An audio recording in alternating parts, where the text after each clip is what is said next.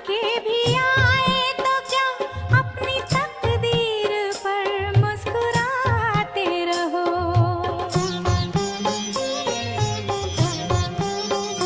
खुद को देह से न्यारा समझते हुए परमात्मा से मन को लगाते रहो। इस धरती पे मेहमान बनकर जियो।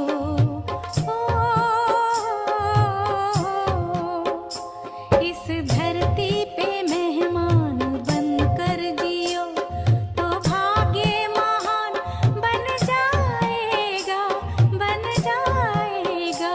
खुद को रोगी नहीं, राजयोगी समझो।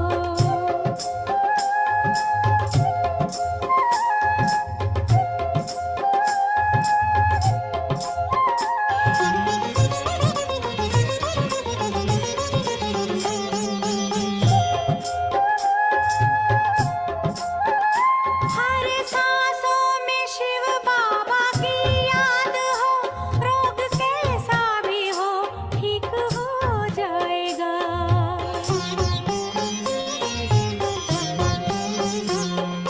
मन को अचल रखने वाला सदा निरोगी काया फिर से पा लेता है।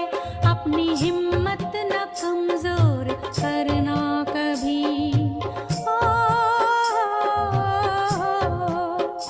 अपनी हिम्मत न कमजोर करना कभी। दर्द कैसा भी हो दूर हो जाएगा, दूर हो जाएगा। खुद को रोगी नहीं, राजयोगी समझो।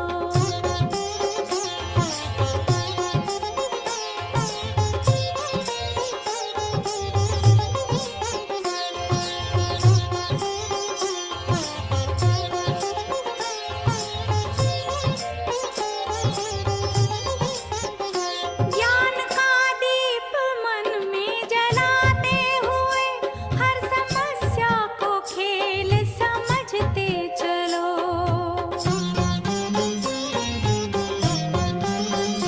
मान अपमान में, जय पराजय में भी अपने मन को मजबूत बनाते चलो। हंसते हंसते शिव बाबा को याद करो।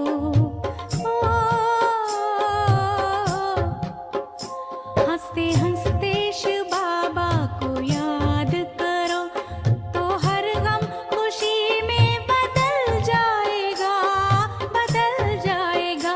खुद को रोगी नहीं, राजयोगी समझो, तो बीमार चेहरा भी खिल जाएगा, खिल जाएगा। अच्छा बनने की इच्छा न छोड़ो कभी, नया जीवन तुम्हें फिर से मिल जाएगा, मिल जाएगा। खुद को रोगी नहीं, राजयोगी। ओम शांति। महसूस करें, मैं प्रकाश का पुंज,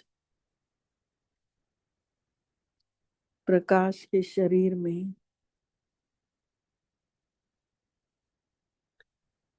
सूक्ष्म वतन में स्वयं को देखें। सामने खड़े हैं दो बड़ी हस्तियां, गॉड फादर और ग्रेट ग्रेट गॉड ग्रैंडफादर। मैं इस सृष्टि की परम सौभाग्यशाली आत्मा हूँ, जो प्राणेश्वर मीठे बाबा की सामने हूँ। महसूस करें, अनमोल अनुभव, अमूल्य क्षण। बाबा कह रहे हैं, आओ मेरे मीठे लाडले सिकिलधे बच्चे, आओ मेरे डायमंड बच्चे। मैं आत्मा बाबा के नैनों में नूर बनकर समा गई। समाने का भी अनुभव करें। बिंदी स्वरूप बनकर बाबा की आंखों में समा जाएं। जैसे नैनों में नूर का महत्व है, वैसे मैं भगवान का नूर डायमंड हूँ। बाबा ने मुझे अपने नैनों में समा लिया है। कितना बड़ा और सुंदर भाग्य है मेरा।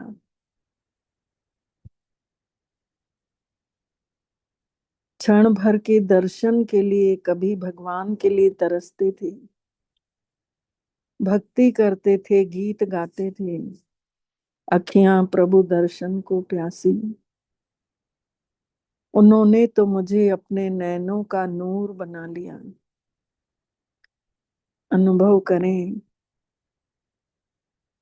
हम सभी बाबा के नैनों में समाये हुए, उनकी शक्तिशाली किरणें महसूस करें।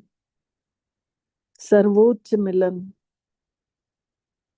बाबा अपना प्यार भरा हाथ चारों तरफ खड़े फरिश्तों पर घुमा रहे हैं।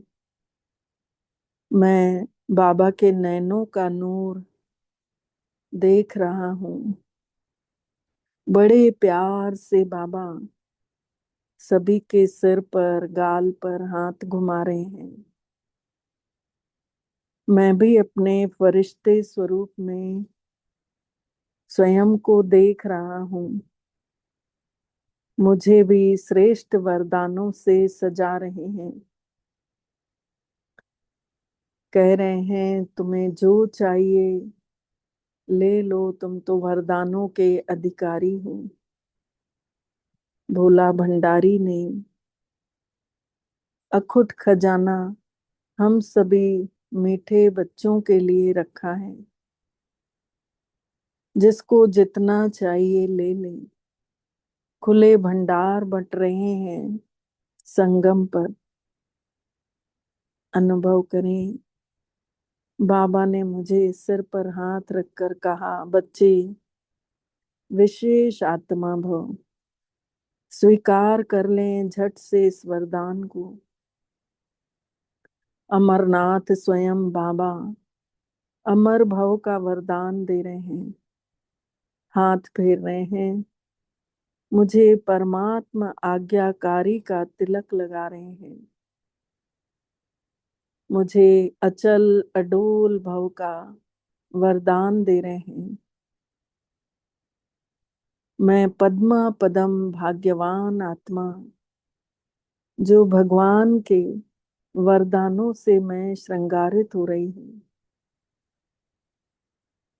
अब मीठे बाबा संगम पर हम सबको बहुत दिल से मुबारक दे रहे हैं। बाबा की इस दी हुई मुबारक को भी स्वीकार करते जाएं और नंबर 1 राज्य भाग्य के अधिकारी बन जाएं। स्वर्णिम राज्य भाग्य के लिए बाबा ने हम सबको अपना बनाया है। स्वीकार करते जाएं बाबा की मुबारकों को। किन किन चीजों के लिए मुबारकें मिल रही हैं। वाह बच्चे वाह, मेरे राजाओं के राजा राजयोगी बच्चे, कृष्ण समान देवता बनने की पढ़ाई पढ़ने वाले बच्चे, भविष्य की राजाई का चित्र दिखा रहे हो। महसूस करें, इस पढ़ाई से हम सभी ऐसे मोर मुकुटधारी डबल ताजधारी बनने जा रहे हैं। विश्व के रचयिता के द्वारा जो भाग्य मिल रहा है, महसूस करें, सारी सृष्टि का चक्र मेरी बुद्धि में आ गया और मैं श्रेष्ठ फरिश्ता आत्मा स्वमान की सीट पर सेट हूँ। मैं आत्मा चमक रहा हूँ मस्तक पर। महसूस करें मैं शक्तिशाली आत्मा हूँ। बाबा के दोनों नयनों से असंख्य शक्तियों की किरणें हम सभी फरिश्तों के नैनों में समा रही हैं। सर्वशक्तिवान मुझे शक्तियां दे रहे हैं। प्रकृति के 5 तत्वों पर भी विजय पाने की शक्तियां, ईश्वरीय शक्तियों के वाइब्रेशंस हम सभी फरिश्तों में समाते जा रहे हैं। मैं प्रकृति जीत आत्मा बाबा की शक्तियों से भरपूर हो रही हूँ। कुछ क्षण रुककर अनुभव करें कि बाबा के दोनों नैनों से लगातार शीतल शीतल किरणें सफेद रंग की मुझ फरिश्ते की आंखों में समाते जा रही हैं और मुझ फरिश्ते के चारों तरफ ईश्वरीय प्रकंपन फैल चुके हैं। ये गोल्डन वाइब्रेशंस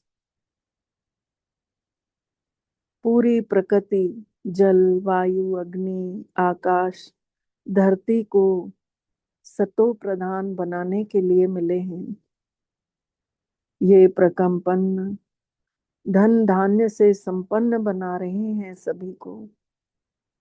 सूक्ष्म वतन में ही महसूस करें, बहुत सुंदर एक ऊंची स्टेज है, उस पर ये प्रकृति के 5 तत्व देव रूप में खड़े हैं और हम सभी फरिश्तों के गले में माला डालने के लिए इंतजार कर रहे हैं। महसूस करें, प्रकृति के 5 तत्व ही हम सबको कह रहे हैं कि हम हर 5000 वर्ष में आपकी ऐसे ही सेवा करने के लिए तैयार रहेंगे। और हम सभी सूक्ष्म वतन में बाबा के साथ चमक रहे हैं। महसूस करें, बाबा मुझे बहुत प्यार से मुस्कुराते हुए दृष्टि दे रहे हैं। इस दृष्टि में सारी शक्तियां समाई हुई हैं। अपने अंदर समाते जाएं। आहा, रावण की सेना के ये सारे 5 विकार, काम, क्रोध, लोभ, मोह, अहंकार, इस दृष्टि से इनका सर्वनाश हो गया। स्वयं सर्वशक्तिवान ने मुझ में शक्तियां भर दी। बाबा कह रहे हैं, वाह मेरे मीठे बच्चे, वाह।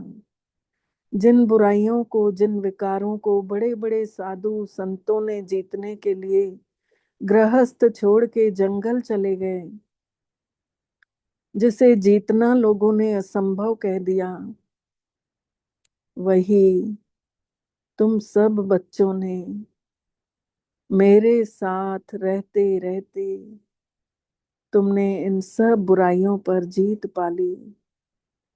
तुम विकर्मा जीत बन गए, माया जीत बन गए।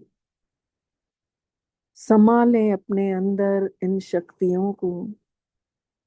परमात्मा पिता की शक्तियों के आगे ये 5 भूत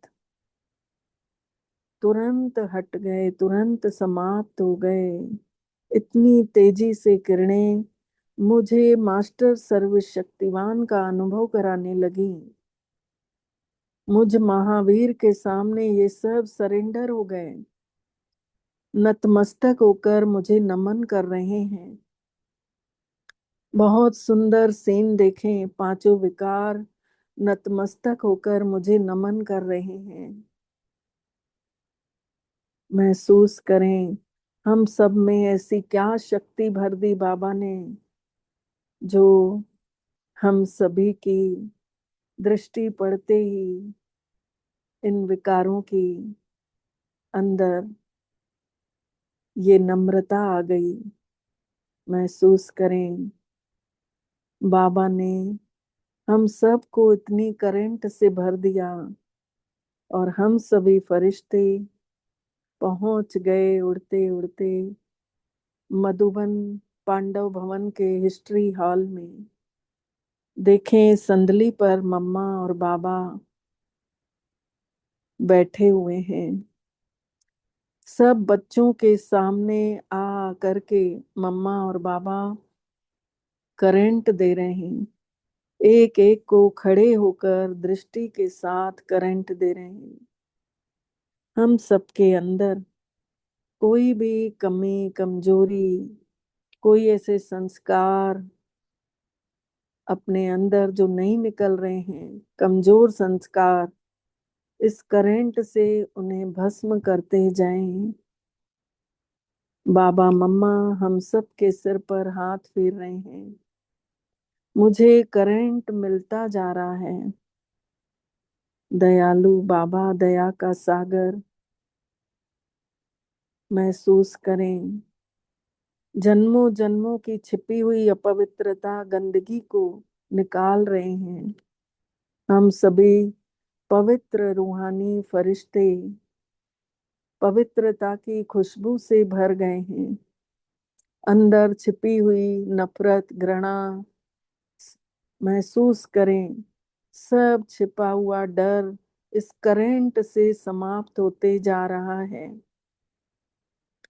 यज्ञ माता मम्मा, यज्ञ पिता बाबा ने हम सबको अपनी बाहों में समा लिया।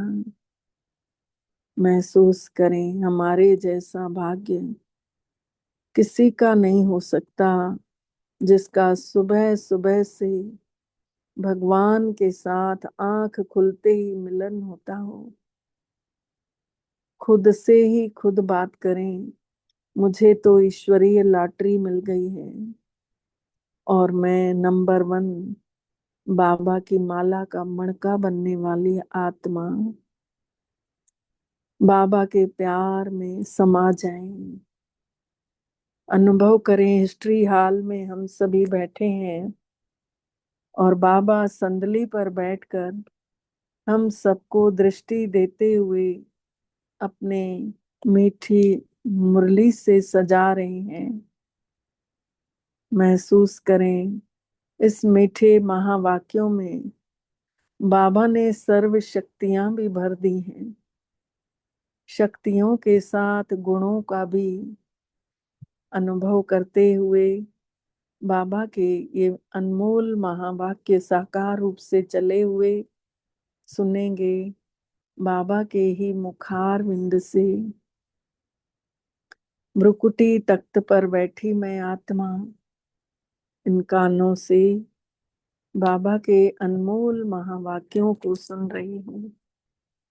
ओम शांति, ओम शांति, ओम शांति। अॼु जी तारीख़ आहे 3 अगस्त 2026 जी वाणी आहे। बाबल मिठड़े चवनि था मिठड़ा ॿार तव्हां सच्चा सच्चा राज ऋषि राज योगी, तव्हांखे राजाईअ जे लाइ पवित्र ज़रूर ठहिणो अथव। मिठड़ा ॿार तव्हां सच्चा सच्चा राज ऋषि राज योगी आहियो ऐं तव्हांखे राजाईअ जे लाइ पवित्र ज़रूर ठहिणो अथव। प्रश्न आहे कहिड़ो ध्यानु ॾींदव त राजाईअ जे लाइक़ु ठही वेंदव? कहिड़ो ध्यानु ॾींदासीं जो राजाईअ जे लाइक़ु ठाहे छॾींदो पोइ बाबा?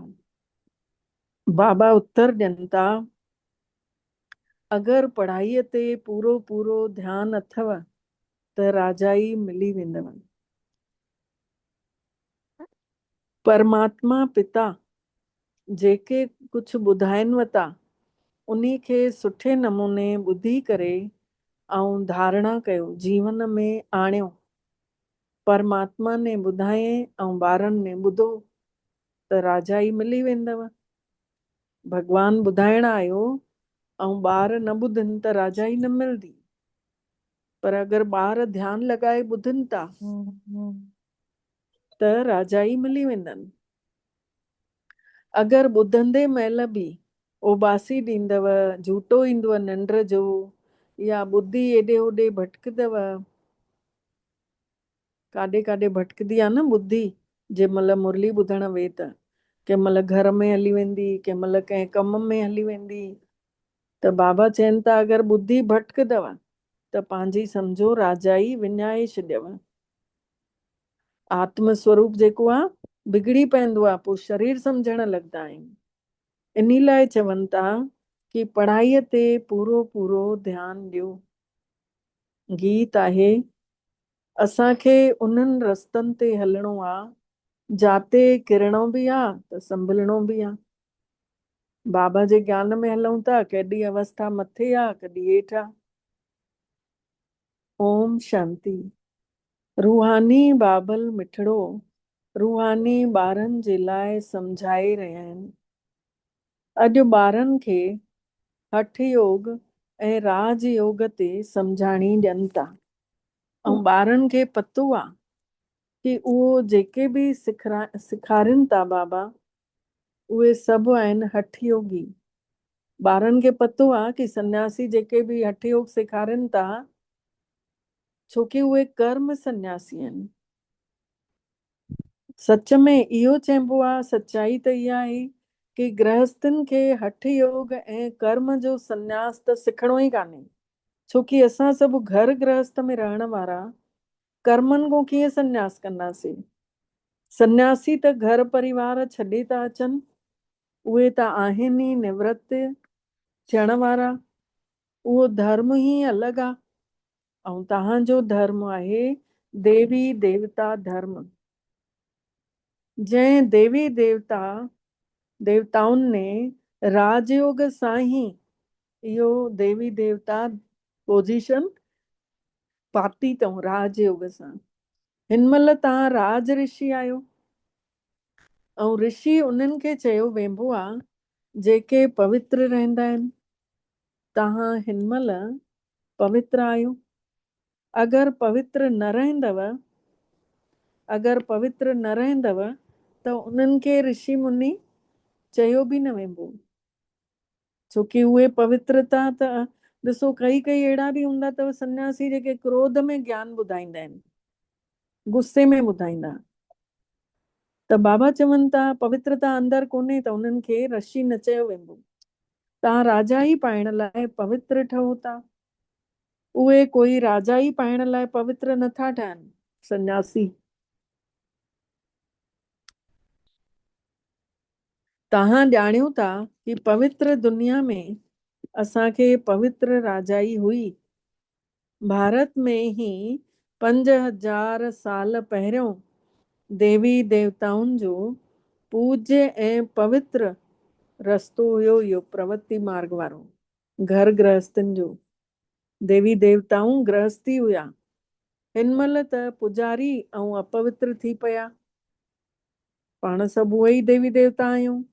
अपवित्र थी पिया हुयासीं, हाणे पवित्र कीअं अपवित्र कीअं ठहियासीं? बाबा पुछनि था कीअं थी वियव अपवित्र? त 84 जन्मनि जो हिसाब आहे न, जंहिंमें 21 जन्म पाण पवित्र हुजऊं था ऐं 63 जन्म अपवित्र हुजऊं था।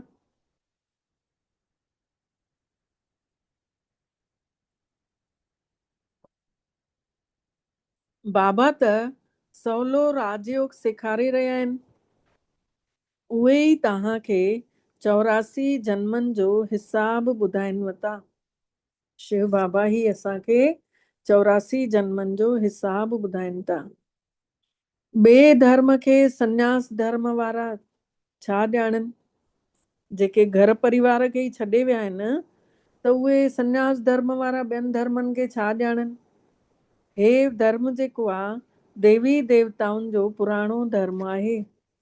ऐं हो आहे पोइतों अचण वारा धर्म जेके गुज़री विया आहिनि। उन्हनि खे सन्यासी सम्झी न सघंदा। तव्हां ॼाणियो था कि जेको हठ योग आहे उहो केतिरनि प्रकारनि जो आहे। द्वापर खां वठी भक्तीअ जो सां गॾु गॾु हठ योग बि शुरू थो थिए। भक्ति बि द्वापर युग खां थी शुरू थिए त सन्यासी बि द्वापर युग खां ठहणु शुरू था थियनि। हाणे वरी आहे राजयोग। उहो जेको हठ योग आहे उहो जनम बाई जनम सिखंदा आया आहियो। राजयोग तव्हां हिक ई जन्म में सिखो था, ऐं जेको हठ योग आहे उहो द्वापर युग खां जनम बाई जनम सिखंदा आया आहियो। उन्हनि खे जनम बाई जनम ॿीहर जनम वठी करे बि हठ योग ई सिखणो आहे सन्यासिन खे। ऐं तव्हांखे राजयोग सिखण जे लाइ पुनर्जन्म न वठिणो पवंदो अथव। ॿीहर जनम थींदो, हिन महिल ई अगरि प्राण छुटजनि, आत्मा ॿिए शरीर में वई, त जेसि ताईं ॿार खे सनास पए ऐं कोई ज्ञानी आत्मा जे घर में वञी जनम वठे, तॾहिं त उन खे वञी सम्झ ईंदी 5-6 साले खां पोइ। त केतिरो सोचियो हिन संगम युग जो महत्व आहे। वेठे वेठे माण्हुनि जी मौत अची थी वञे पई। त हे राजयोग तव्हां छड़ो संगम ते ई सिखो था। सीजन हूंदी आहे न, त फल मिठा बि मिलंदा आहिनि ऐं रस वारा बि हूंदा आहिनि ऐं सस्ता बि हूंदा आहिनि। हिन महिल भॻवानु पाण आयो आहे ॾेवण, त क़ीमत नथा ॼाणियूं उन जी, ऐं लापरवाही था कयूं पिया। ऐं इहो ई जंहिं महिल ताईं न मिलियो हुयो त ॻोल्हा पिया कयूं, मूंखे किथे त मिले, कुझु सुख शांती त अनुभव थिए। हाणे मिली वियो आहे त हाणे उन जो क़दुरु ई नथा कयूं। राजा ई मिली वियव, स्वर्ग थी वियो, ऐं सभु धर्म पोइ ख़तम थी था वञनि। तव्हां राज ऋषि आहियो। राधे कृष्ण बि पवित्र आहिनि न। श्री कृष्ण खे महात्मा बि चवंदा आहिनि। महात्मा पवित्र थींदा आहिनि। तव्हां बि हिन महिल महात्मा या राज ऋषि आहियो। महात्मा मतिलबु पवित्र ऐं महान आत्मा। इहे ॻाल्हियूं कंहिं बि शास्त्रनि में कोन अथव लिखियल। इहे ॻाल्हियूं कंहिं बि शास्त्रनि में कोन्हनि लिखियल। शास्त्र त पोइ ठहींदा आहिनि न। कहाणियूं त वेही करे ईअं लिखंदा आहिनि। जेके गुज़री वेंदो आहे समय, उहो वेही वरी खेल ठाहींदा आहिनि। सच त हूंदो कोन्हे। हाणे बाबल मिठड़ो ॿारनि खे प्रैक्टिकल में पढ़ाइण आया आहिनि। उन्हनि जी वरी हिस्ट्री ठाही अथऊं। यादव, कौरव, पांडव हुया त ज़रूरु संगम ते ई हूंदा।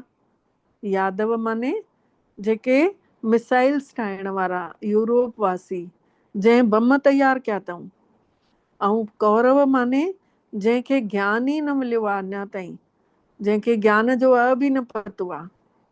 ऐं पांडव माने जेके ज्ञान पतो आहे, जेके बाबा खे सुञाणे विया, पंहिंजो पाण खे महसूस था करनि, उहे आहिनि पांडव। त ज़रूरु इहे संगम ते ई हूंदा।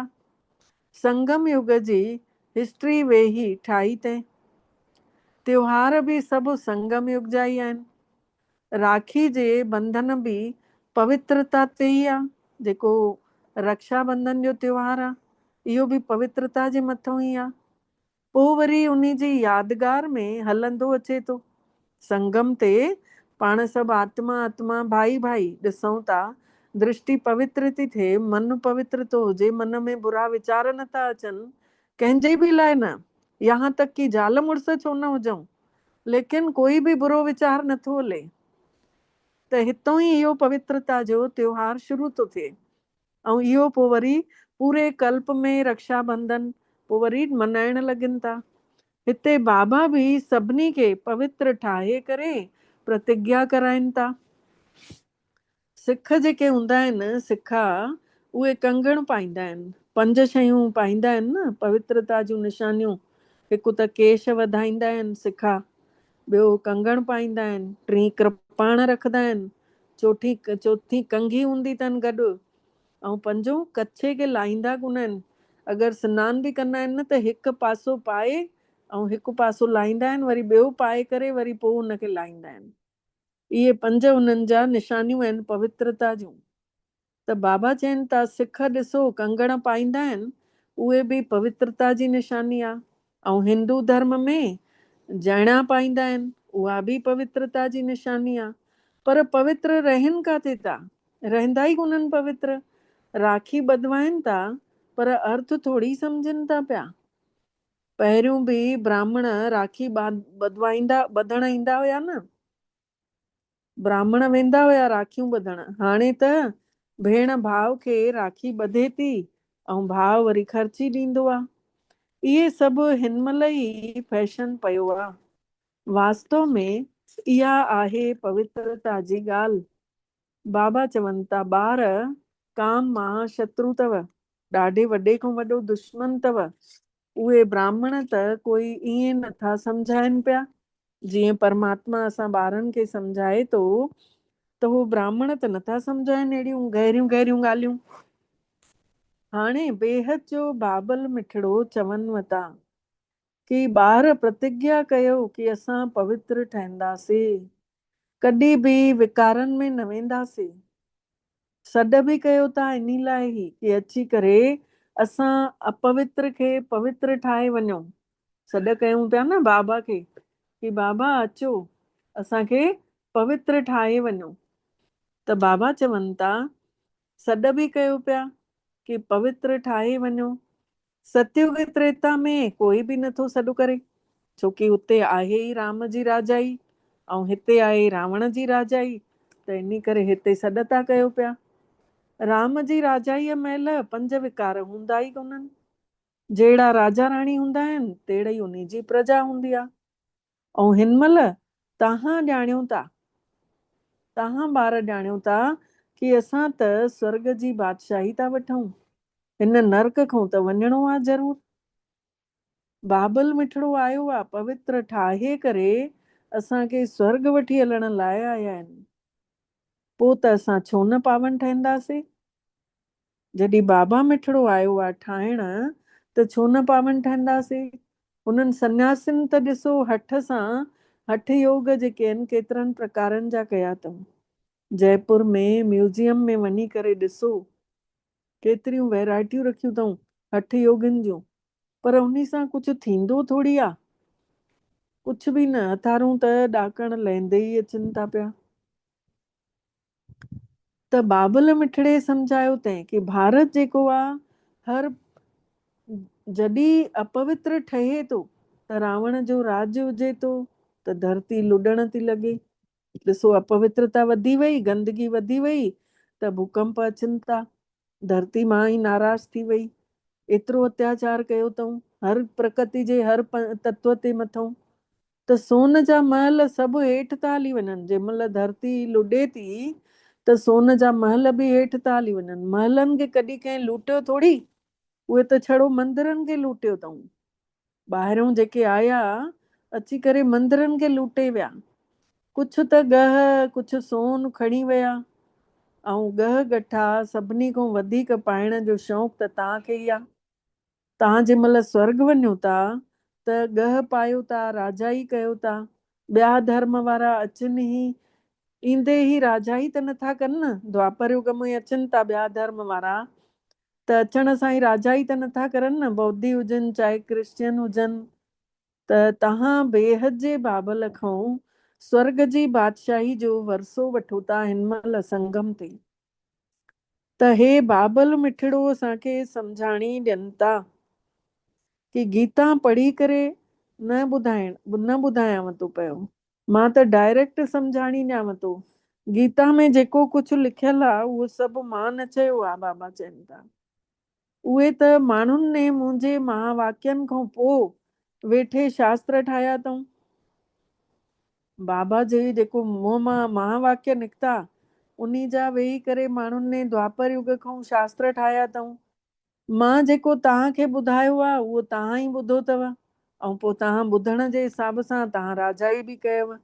उते त हे ज्ञान बि नथो हुजेव।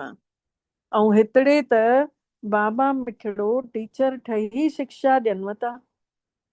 बाबा त हिंदी में ई सम्झाणी ॾियनि था। हिते त सभु हिंदी हिंदी चवंदा रहनि था। भारत में रहण वारा हिंदू धर्म चवंदा रहनि था, जेको उन्हनि जी भाषा आहे। सच में पुराणी भाषा त हिंदी ई आहे, न कि संस्कृत। हीअ संस्कृत त शंकराचार्य खां पोइ ई निकिती आहे। जेके अचनि था उहे पंहिंजी भाषा हलाइनि था पिया। बाक़ी ईअं न कि बाबा ने गीता संस्कृत में ॿुधाई अथई? न, हिकदमि न। गुरु नानक जन, गुरु नानक जो पंहिंजो ग्रंथ आहे, उन्ही ने सिख धर्म स्थापन कये, उन्ही खे बि अवतार मञींदा आहिनि। उन्ही में राजाऊं बि त हूंदा आहिनि। सन्यासिन में राजा ई आहे ई कान। बाबा ने सम्झायो अथई, सिख धर्म में बि चवनि था, बाबा ने सम्झायो अथई, बुद्ध हुजे, क्राइस्ट हुजे, उहे सभु पहिरियों गृहस्थी आत्मा हुया। हाणे गृहस्थी अपवित्र आत्मा त धर्म स्थापन न करे सघंदी। उन्ही में पवित्र आत्मा अचे थी, जंहिं धर्म अची स्थापित कयो। त ॿियनि धर्म त जेके आहिनि किस्म किस्म जा घणा ई आहिनि, अची करे पंहिंजो नंढड़ो मठ पंथ बाबा स्थापित कनि था। इहो वण जे चित्र में बि ॾेखारियो अथई, वण वारे चित्र में, कल्प वृक्ष में। त ॾिसो, हठ योग ऐं राजयोग में ॾाढो फ़र्क़ु आहे। इहे ॻाल्हियूं सम्झण जूं अथव। जंहिंखे सम्झ में ईंदियूं हूंदियूं, न ईंदियूं हूंदियूं न, उहो झूटा खाईंदो हूंदो, बासी ॾींदो हूंदो। हिते त तव्हांखे खजानो मिलेव थो, वॾी कमाई अथव हिते। तव्हां ज्ञान जे रत्ननि सां झोली भरियो था। त हितड़े अखियूं खोले करे ॿुधणो पवंदो आहे। झूटा खाईंदा रहंदव त ॿुधी ॿाहिरि भटकदव, ऐं उहे राजधानी बि पाए न सघंदा। तव्हां आहियो राज ऋषि, राजाई पाइण वारा। बाबल मिठड़ो राजधानी ठाहिनि था। श्री कृष्ण नथो करे। श्री कृष्ण त बाबा खां वरसो थो वठे न, ब्रह्मा बाबा जी आत्मा। त उहो त बाबा खां वरसो वठे थो, पोइ श्री कृष्ण ठहे थो। हाणे तव्हांजो पिता त अथव निराकार, जंहिंखां तव्हां वरसो वठी रहिया आहियो विश्व जी बादशाही जो। त केतिरा तव्हां साहूकार ठहो था। हिते हिकिड़े ई बाबे अची करे राजयोग सेखारिनव था। सो बि तव्हां घुमो फिरो, खाओ पीओ, पर छड़ो बाबल मिठड़े खे यादि कयो। शाहूकार ज़रूर सुठे नमूने खाईंदा, उहे त पंहिंजी कमाईअ जो फल था खाइनि। मालपुड़ा खाओ या रोटियूं खाओ, पर यादि कयो न परम पिता परमात्मा खे। भले कुछ बि खाओ, पैसा तॾहिं बाक़ी कंहिंजे लाइ कमाया अथव? पैसा कंहिंजे लाइ आहिनि? बाबा इन करे कंहिंखे बि मना न करनि था पिया कि तव्हां फलाणी शइ न खाओ। छड़ो बाबा सां योग लॻाइणो आहे। हिन राजाई ठाहिण में कोई ख़र्च बि कान्हे। ऐं हुन लड़ाईअ में ॾिसो केतिरो ख़र्च थींदो आहे। हवाई जहाज़नि ते ई केॾो ख़र्च कंदा आहिनि। जंहिं महिल किरंदा आहिनि पोइ त हिकदमि ख़तम ई थी वेंदा आहिनि, ऐं केतिरो नुक़सान थो थी वञेनि। त बाबा मिठड़ा चवनि था कि हलंदे फिरंदे बाबल मिठड़े खे यादि कयो ऐं सुदर्शन चक्र फेरींदे रहो कि असां 84 जन्म पूरा कया अथसीं। हाणे अॻिते वतन ॾे हलूं। घर वञी करे पोइ ईंदासीं, राजाई कंदासीं। तव्हां एक्टर आहियो न। उहा पिक्चर ॾिसो, 2-2.5 कलाक हलंदी आहे। ऐं हे जेको आहे बेहद जो नाटक, इहो वरी 5000 साल हले थो पियो। त बाबा चवनि था हिनखे त माण्हू ई ॼाणे सघंदा न। हे दुनिया जेका आहे कंडनि जो जंगल थी पई आहे। वॾे में वॾो कंडो आहे विकार जो। विकार ॾाढा आहिनि हिन दुनिया में, जेके कि तव्हांखे दुखी था करनि। ॿिए नंबर जो कंडो अथव क्रोध। पहिरियों काम, ॿियो क्रोध। उन जी निशानी बि ॾिसो महाभारत में। महाभारत में निशानी आहे न कि क्रोध केॾो कयईं सुन। त बाबा चवनि था कोई कंहिं बि ॻाल्हि में गुस्सो अचनि था त पोइ वरी बम था हलाइण शुरू करे छॾनि। हिन महिल त अहिड़ा बम ठाहिया अथऊं जे ॻाल्हि न पुछो, अहिड़ा बम ठाहिया अथऊं। सतयुग में कोई लड़ाई त थींदी कान्हे। संगम ते ही महाभारत लड़ाई ॾेखाई अथऊं, पर लड़ाई थींदी कान्हे। त बाबा चवनि था ॿिए कंहिं बि शास्त्र में लड़ाईअ जी ॻाल्हि ई कोन अथव। उते त तव्हां विश्व जा मालिक ठहो था। शास्त्रनि में असुरनि ऐं देवताउनि जी लड़ाई ॾेखाई वई आहे, पर देवताऊं जेके आहिनि अहिंसक हूंदा आहिनि। तव्हां योग जी बल सां, ताक़त सां संसार जा मालिक ठहो था। हे अथव शांतीअ जी ताक़त, हिन में तव्हांखे कुझु बि चइणो कोन्हे, आत्म स्वरूप में रहणो आहे बसि। उन्ही सां ई साइंस सां ई वरी सतयुग में ॾिसंदासीं साइंस खे, साइंस सां ई नया नया खोज कंदा, उहे सभु सुखनि जे लाइ कढंदा। पोइ हिते अची करे कुझु ज्ञान वठंदा, पोइ प्रदर्शनी में त सभु ई ईंदा आहिनि, अॻिते हली त अञा कुझु बचियल आहिनि उहे बि ईंदा।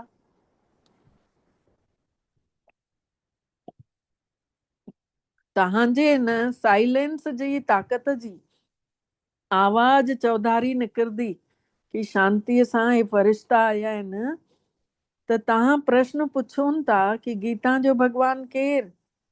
त अहिड़ा प्रश्न त कोई पुछी नथो सघे। बाबा चवनि था ये गीता जो भॻवानु केरु, अहिड़ा प्रश्न त कोई पुछी नथा सघनि।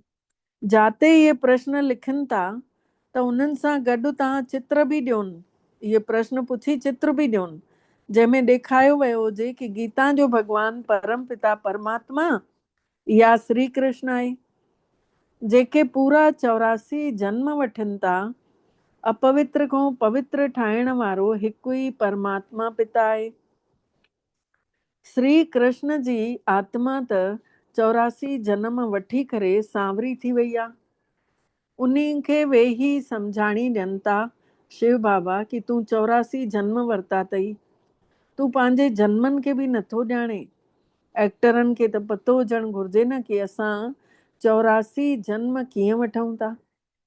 सन्यासियुनि जा त धर्म अलॻि आहिनि, भारतवासियुनि खे त पंहिंजो धर्म पतो न हुजण जे करे ॿियनि धर्मनि में चक्कर लॻाईंदे था रहनि। कंहिं गुरूअ जे आशीर्वाद सां अगरि कंहिंखे थोरो धन मिली थो वञे त उन्ही जे कॾ सभु लटकिन था। पोइ वरी अगरि ॾेवालो निकिरेनि थो त चवंदा आहिनि ख़ुदा जी भावी, जेको थियणो हुयो थी वियो। ॿार पैदा थियनि थो त ॾाढी ख़ुशी थी थियनि, ऐं अच्छा 10-12 ॾींहंनि खां पोइ ॿार गुज़ारे थो वञे, पोइ चवंदा आहिनि ईश्वर जी भावी। हिन खे जीअरो करणु असांजे हथ में त कान्हे। बाबा जा घणा ई अहिड़ा मिसाल ॾिठल अथसि, अहिड़ा घणा हूंदा आहिनि। हितड़े त बाबो वेठो आहे न। बाबा ॿारनि खे सम्झाणी ॾियनि था कि मिठड़ा मिठड़ा ॿार पवित्र ठहो। यादि अथव न जॾहिं महाभारत लड़ाई लॻी हुई त द्रौपदीअ ने पुकारियो हुई कि बाबा असांखे त हे दुशासन नंगो करनि था, हिननि सां असांखे बचायो। त महाभारत लड़ाई हिन महिल मन ऐं बुद्धीअ जी लड़ाई, ऐं द्रौपदियूं माने जेके दुखी आत्माऊं आहिनि, जंहिंखे ज्ञान मिलियो आहे ऐं विकारनि जे करे मर्दनि खां मारा सहनि थियूं। त बाबा असांखे हे इन्हनि खां बचाए। 5000 सालनि जी ॻाल्हि आहे। हिननि अबलाउनि जे मथां अत्याचार हिननि विषयनि विकारनि जे करे ई थियनि था। केतिरियूं त जैफूं बि अहिड़ियूं हूंदियूं आहिनि जेके विषय विकारनि जे बिना रही नथियूं सघनि। उन्हनि जा नाला बि रखियल आहिनि, शूरपणखा, पूतना, जंहिंखे विकारनि जे लाइ तंग कंदा आहिनि जेके उहे आहिनि कंस, जरासंधी, शिशुपाल। इहे सभु विनाश खे त पाइणा ई आहिनि। बुराइनि में पिया आहिनि त विनाश त थियणो ई, बुराई जो त थींदो ई आहे। हिन महिल आहे आसुरी रावण राज, पोइ वरी थींदो ईश्वर जो राज। हिन सारे चक्कर खे तव्हां ॼाणे विया आहियो कि कीअं 84 जन्म वठनि था। हे विसरेनि तॾहिं तो जॾहिं विकार में वञनि था। बाबा चवनि था कि विसरेनि तॾहिं तो जॾहिं विकार में वञनि था। विकार में वञण वारे जो मुंहुं ई पीलो थी वेंदो आहे, पाण ई सम्झी वठंदो आहे कि मां छा करे छॾियो। बाबा चवनि था ॿार हिन विषय गटर में न वञो, ऐं हेॾो ॿार आरतियूं ॻाइनसि था, विषय विकार मिटाओ, पाप हरो देवा। होॾे बाबा सम्झाणी ॾे थो, हिन विषय गटर में न वञो। इहो तव्हांखे शुरूअ खां वठी अंत ताईं दुखी करण वारो अथव, इन में न पओ। कसम खाई वठो कि विकारनि में कॾहिं न वेंदासीं। भॻवान पाण तो सम्झाणी ॾे कि ये काम विकार जेको आहे वॾे खां वॾो दुश्मन अथव। हर हिकु चित्र में पहिरियों त इहा ॻाल्हि लिखो कि ज्ञान सागर पतित खां पावन ठाहिण वारो, गीता ज्ञान ॾियण वारो शिव भॻवानु वाच। पोइ त श्री कृष्ण जो नालो ई उॾरी वेंदो। असांखे गीता जो भॻवान वेही इहे ॻाल्हियूं सम्झाणी ॾियनि था। उहो ई ज्ञान असां वठूं था पिया जेको बाबा ॾियनि था। भॻवान अची करे नए संसार खे ठाहिनि था ऐं पुराणी दुनिया ख़तम थी थिए। रुद्र ज्ञान यज्ञ आहे न, असुल आहे शिव बाबा। रुद्र बाबा न चवंदासीं। बाबा में बॉम्बे में बाबूरी नाथ जो मंदिर बि आहे न। हाणे बबूल चयो वेंदो आहे कंडनि खे, ऐं बाबूरी नाथ नालो छो रखियो अथऊं? इहो कोई बि नथा सम्झनि कि कंडनि खे गुल ठाहिण आयो आहे। चित्र त शिव जा ई आहिनि, बाक़ी त नाला ॾिसो केतिरा रखी छॾिया अथऊं। शिव बाबा ई अची करे कंडनि जे जंगल खे गुलनि जो बगीचो था ठाहिनि। उहो ई त तव्हांजो बाबा अथव, उन्ही जो ई नालो शिव अथव। शिव परमात्माए नमः चवंदा आहिनि न। ब्राह्मण देवी देवताए अखर नमः अखर ॾाढा क्लियर आहिनि। दुनिया में बि चवंदा आहिनि न, ब्रह्मा देवताए नमः, विष्णु देवताए नमः, वरी चवंदा आहिनि शिव परमात्माए नमः, ब्राह्मण देवी देवताए नमः चवंदा आहिनि। त इन सां बिल्कुलु क्लियर आहे कि ब्राह्मण ई देवी देवता ठहण वारा आहिनि ऐं उन्हनि खे नमस्कार कंदा आहिनि। हाणे उहो ई परमपिता परमात्मा वेही हिन रथ जे द्वारा सम्झाणी ॾेई रहिया आहिनि। हू बहू जीअं त शरीर जो माउ पीउ सम्झाणी ॾींदा आहिनि न पंहिंजे ॿारनि खे कि असांजे कुल खे कलंक न लॻाइजांइ, कोई ख़राब कम न कजांइ।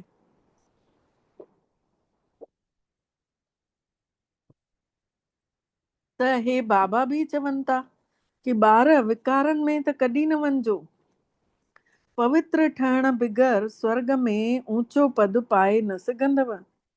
ॾाढी जबरदस्त कमाई तव्हां करे रहिया आहियो, बाक़ी सभु त विञाइनि था, तव्हां कमाई कयो था। भले कंहिं वटि केॾा बि पैसा आहिनि, वॾा वॾा महल ठाहिनि था, लखे रुपया ख़र्च करनि था, पर तव्हां सम्झो था इहो सभु आहे पैसे जी बर्बादी, समय जी बर्बादी, सोच जी बर्बादी। इहे कुझु बि कम न ईंदा, सभु ख़तम थी वेंदा। उहे त सम्झनि था कि 10-12 हज़ार साल हलंदा। तव्हां ॿार ॼाणियो था कि मौत साम्हूं बीठल आहे, मथे ते मंडराए थी मौत। बाबा छो चवंदा आहिनि कब्रिस्तान लॻो पियो आहे, कंहिंजो कोई गारंटी थोड़ी आहे। त थोड़े समय जे अंदरि इहे सभु जेके भूकंप ईंदा त इहे सभु डावाडोल थी वेंदो। भूकंपनि में त केतिरा अणगिनत मरी वेंदा आहिनि। हाणे त ॾिसो विनाश त थियणो ई आहे। विनाश जो साक्षात्कार ऐं स्थापना जो साक्षात्कार बि कयो अथई न। उहो बि वरी हिननि अखियुनि सां ई ॾिसंदव। भॻतीअ में जेको केतिरो बि कुझु बि कनि था, पर कोई वैकुंठ में त वञी न सघंदा। ज्ञान जे बिना सदगति त थी न सघंदी। इहे सभु भॻतीअ जा खेॾाणा आहिनि। अच्छा, ज्ञान बिना सदगति न थी सघंदी, सुखंडे आत्मा न वञी सघंदी। जल से पतला ज्ञान है, ट्रांसपेरेंट आहे ज्ञान, जेको कि ॿुद्धीअ जा कपाट खोले थो छॾे। और जल से पतला ज्ञान है, पाप भूमि से भारी, क्रोध अगन से तेज है, कलंक काजल से कारी। त बाबा चवनि था कि इहे सभु भॻतीअ जा खेॾाणा अथव, सवाइ ज्ञान जे कुझु बि कान अथव। अच्छा, मिठड़े मिठड़े सिकी लधे ॿारनि प्रति माउ पीउ जो यादि प्यार ऐं गुड मॉर्निंग। रूहानी बाबल जी रूहानी ॿारनि खे नमस्ते। ऐं असां रूहानी ॿारनि जी बि रूहानी मिठड़े बाबल खे दिलि जो यादि प्यार गुड मॉर्निंग ऐं नमस्ते मिठड़ा बाबा नमस्ते। शुक्राना बाबल तव्हांजा बारंबार दिलि सां शुक्राना जे तव्हां असांखे पंहिंजो कयव ऐं असां सभिनि जो पदमा पदम भाग्य जगायो।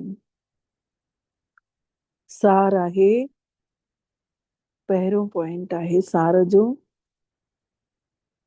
पहिरियों पॉइंट, कुल कलंक करण वारो कोई बि ख़राब कम न करणो आहे। पवित्र ठहण जी पंहिंजो पाण सां प्रतिज्ञा करणी आहे। कुल कलंक करण वारो कोई बि कम अहिड़ो न करणो आहे। पवित्र ठहण जी प्रतिज्ञा करणी आहे पंहिंजो पाण सां। ॿियो आहे पंहिंजो टाइम, हाणे पंहिंजो समय, पंहिंजो पैसो, पंहिंजी सोच संकल्प बर्बाद न कयूं। गुलनि जे बगीचे में हलण लाइ इहे कंडा कढी छॾिणा आहिनि। विकार जेके आहिनि इहे कंडा कढी छॾिणा आहिनि। त वरदान आहे, महसूस कयूं बाबा मिठड़ा वरदान ॾियनि था। असां ॿारनि खे मथे ते हथ रखनि था, हिन धरती ते अची जाते पाण बाबा जी मिठड़ी वाणी ॿुधूं था। कोई एकाग्रता सां ॿुधनि था, कोई कर्म कंदे ॿुधनि था, पर बाबा उन जॻह ते पहुची विया आहिनि, अची करे असांखे मथे ते हथ रखी ऐं वरदान ॾियनि था कि दृष्टि बि ॾींदे ॾींदे इन वरदान खे बाबा खां दृष्टि वठंदे समाए छॾींदासीं, अंदर दिलि में हंडाईंदासीं। अलौकिक खेल ऐं खिलौननि सां खेॾंदे बि सदा शक्तिशाली ठहण वारा अचल अडोल ठहो। अलौकिक खेल खेॾंदे ऐं खेॾाणनि सां खेॾंदे सदा शक्तिशाली ठहण वारा अचल अडोल ठहो। अलौकिक जीवन में माया जा विघ्न अचण बि हिकिड़ो खेल अथव। अगरि माया जा विघ्न अचनि था त सम्झो असांखे अॻिते वधाइण लाइ आया आहिनि। जीअं शरीर जी शक्ति जे लाइ खेल करायो वेंदो आहे, ईअं अलौकिक युग में परिस्थितियुनि खे खेॾाणो सम्झी करे इहो अलौकिक खेल खेॾियो। इन सां डिॼो न, घबरायो बि न। सभिनी संकल्पनि सूधो पंहिंजो पाण खे बाबल मिठड़े जे मथां बलिहार करे छॾियो त माया कॾहिं बि वार न करे सघंदव। रोज अमृत वेले साक्षी थी करे पंहिंजो पाण खे सभिनी शक्तियुनि सां सिंगार कयो। रोज अमृत वेले साक्षी थी करे निराकार बाबा जे अॻितों मां निराकार आत्मा, बाबा मूंखे सिंगारे थो पंहिंजी शक्तियुनि सां, पंहिंजे गुणनि सां, पंहिंजे प्यार सां, तॾहिं अचल अडोल रहंदासीं। स्लोगन आहे, कोई बि संसार जा समाचार ॿुधण ऐं ॿुधाइण, इहो बि त पंहिंजो पाण में किचिड़ो जमा करणो आहे। अव्यक्त इशारे जो पॉइंट आहे, अपवित्रता जे ॿिज खे बि ख़तम करे पूरा स्वच्छ पवित्र ठहो। बाबल मिठड़े जी मुख्य पहिरीं आज्ञा अथव कि निरंतर यादि में रहो। मन, वाणी ऐं कर्मनि सां पवित्र थी वञो। संकल्पनि में बि अपवित्रता जी अशुद्धता न हुजेव, सोच में बि न हुजेव। इन खे चइबो आहे संपूर्ण पवित्र। संकल्पनि में बि अगरि पुराणा अशुद्ध संस्कार तव्हांखे टच करनव था, व्यर्थ जा वीचार हलनव था या सपना ई बुरा अचनव था, तॾहिं बि पूरा पवित्र न चवंदासीं। इन लाइ पवित्र ठहो ऐं योगी ठहो। पहिरें पाठ खे स्वरूप में आणियो, आत्मिक स्वरूप में हुजऊं त पंहिंजो पाण योग लॻंदो रहंदो। इहो ई आहे पवित्र स्वरूप। तॾहिं ई बाबा जहिड़ा ऐं बाबा जे साम्हूं अचण जा अधिकारी ठही सघंदासीं। अच्छा, ओम शांति। महसूस कयूं पूरे शरीर में ऊर्जा। हिस्ट्री हाल मां पाण सब मिठड़ी मुरली बाबा जी ॿुधी से बाबा संदली ते ही वेठल आहिनि, सभिनी खे शांति में दृष्टि ॾियनि था। महसूस कयूं पाण सब लाइन सां बाबा जी दृष्टि वठूं था।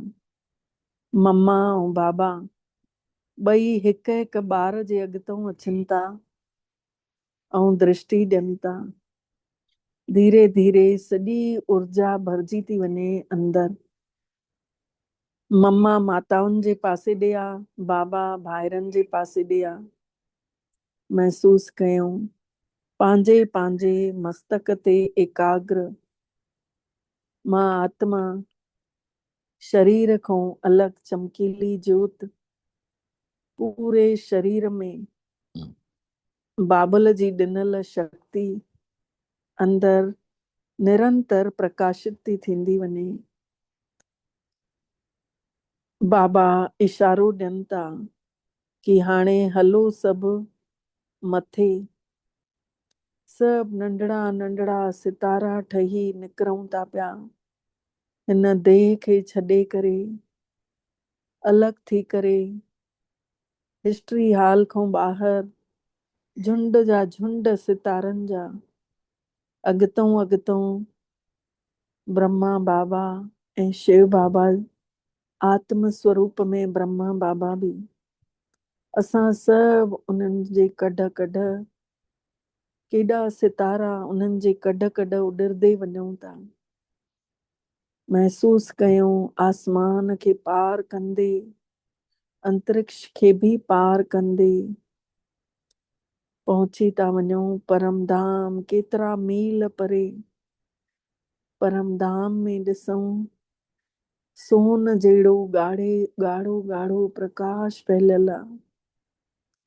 केॾो सुहिणो नज़ारो परियों खां ई नज़र थो अचे। ऐं असां सभु बाबल मिठड़े जे इन्ही प्यार में खिचंदे था वञूं। बाबा जीअं जीअं असां उॾरदे अॻितों पहुचदे था वञूं, तीअं तीअं बाबल जी यादि अञा सताए थी पई। धरती खां बि मोह छुटजंदो थो वञे। दुनिया जूं ॻाल्हियूं विसरदियूं थी वञनि, संसार जूं ॻाल्हियूं विसरदियूं थी वञनि। महसूस कयूं जीअं समुद्र हूंदो आहे, ईअं विशाल समुद्र आहे प्रकाश जो, परम धाम, जंहिंमें पाण सभु पहुचदे सां ही गहरी शांतीअ जो अनुभव था कयूं। जीअं सागर में ठंडक मिलंदी आहे, उएं ई महसूस कयूं धीरे धीरे शीतलता जूं किरणा असां सभिनी आत्माउनि जे अंदर समाइजनि थियूं। परम ज्योति परमात्मा जे साम्हूं पहुची था वञूं ऐं उन्हीं जो साम्हूं पहुची करे इहे मिठड़ियूं मिठड़ियूं किरणा असां सभिनी जे अंदर समाइजनि थियूं मिठो ठाहिण लाइ। महसूस कयूं असांजा सभु वीचार भुलिजी विया सिवाय हिकु वीचार जे। बसि हिकु बाबा बिंदु ऐं हिकु मां बिंदु, हिकु महाज्योति हिकु ज्योत। महाज्योत ज्योत खे निहारे थी ऐं ज्योति महाज्योति जे मथां एकाग्र पियो आहे।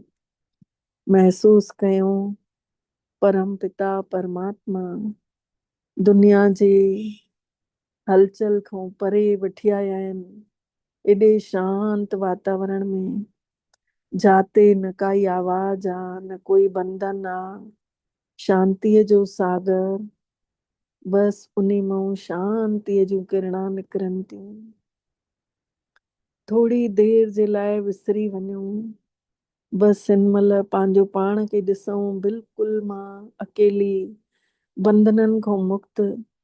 न काम न क्रोध न लोभ न मोह न बुरे विचारनि जो बंधन, न सोच जो बंधन, न बीमारियुनि जो बंधन। मां हिकदमि मुक्त आहियां हिन महिल। महसूस थी कयां ॾाढी ख़ुशि आहियां, ॾाढी ख़ुशि।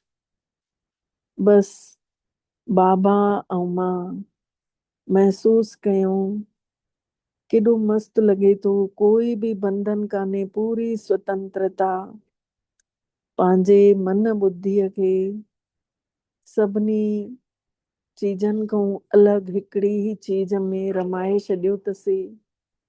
बसि बाबा पंहिंजो प्रकाश असांखे ॾेई रहिया आहिनि, अहिड़ो सुहिणो प्रकाश जंहिंमें मां आत्मा साम्हूं अची वेही रही आहियां। ऐं बाबा मां ई मूंखे हर शइ जो अनुभव थो थिए, माउ पीउ जो, ॿार जो, दोस्त जो, साजन जो, टीचर जो। बाबा मूंखे हर संबंध जो रस बसि इन निराकार स्वरूप में ही ॾेई छॾियो अथई। महसूस थी कयां मन ई मन मां आत्मा ॾाढी भागन वारी आहियां, केॾी हल्की आहियां। शिव बाबा शांतीअ जो सागर आहे। मां आत्मा में शांतीअ जी शक्ति अथाह भरींदे था वञनि। पवित्रता ही पवित्रता बाबा जे स्वरूप मां दातापन जी भावना, भाव तस ॾेवण जो, पंहिंजे ॿारनि खे फुल करण जो। महसूस कयूं शिव जे अॻितों असां सभु शिव जूं शक्तियूं पवित्र स्वरूप में वेठल आहियूं, ऐं बाबा जी पवित्रता असां आत्माउनि में समाइजंदी थी वञे। महसूस था कयूं बाबा पाण असां ॿारनि जे मथां महिरबान थियो आहे। हर हिकु आत्मा खे पंहिंजी शक्तियुनि जो पवित्रता जो अहसास थो कराए। इन पवित्र स्वरूप में असां ॿारनि खे बाबा ने अहिड़ो प्यार, अहिड़ी शक्तियूं, एॾो खजानो ॾिनो अथई। प्योरिटी सां ही मां आत्मा सभु कुझु अनुभव थी करे सघां। भगवान जी पवित्रता सां मां आत्मा जी दृष्टि मटिजी वई आहे, मुंहिंजी वृत्ति मटिजी वई आहे, मुंहिंजा कर्म मटिजी विया आहिनि, मुंहिंजी दुनिया ई सॼी बदिलजी वई आहे। महसूस कयूं पवित्रता जो सागर, शांति, प्रेम, ज्ञान, शक्तियूं सभु कुझु ॾेई असांखे भरपूर करे छॾियो अथई। हाणे असां आत्माऊं ओॾो हलूं था वापसि जाॾों पाण आया हुआसीं। महसूस कयूं परमात्मा जो प्यार, शांति, पवित्रता खणी करे भरपूर थी करे धीरे धीरे अचूं था हेठि पंजनि तत्वनि जे शरीर में अची पाण सभु समाइजी वञूं था। समाईंदे सां ई मां आत्मा महसूस थी कयां हे शरीर पूरो स्वस्थ, ॼणो हिन में करंट फैलिजी वई आहे। हिकु हिकु नस नस में परमात्मा जो प्यार पइजी वियो आहे। खून में परमात्मा जी शक्ति मिक्स थी वई आहे। भगवान जी शक्तियुनि सां मां आत्मा भरपूर महसूस थी कयां। संबंधन में भी मिठास तो ईंदो वञे, घर में स्वर्ग जहिड़ो अनुभव थो थिए।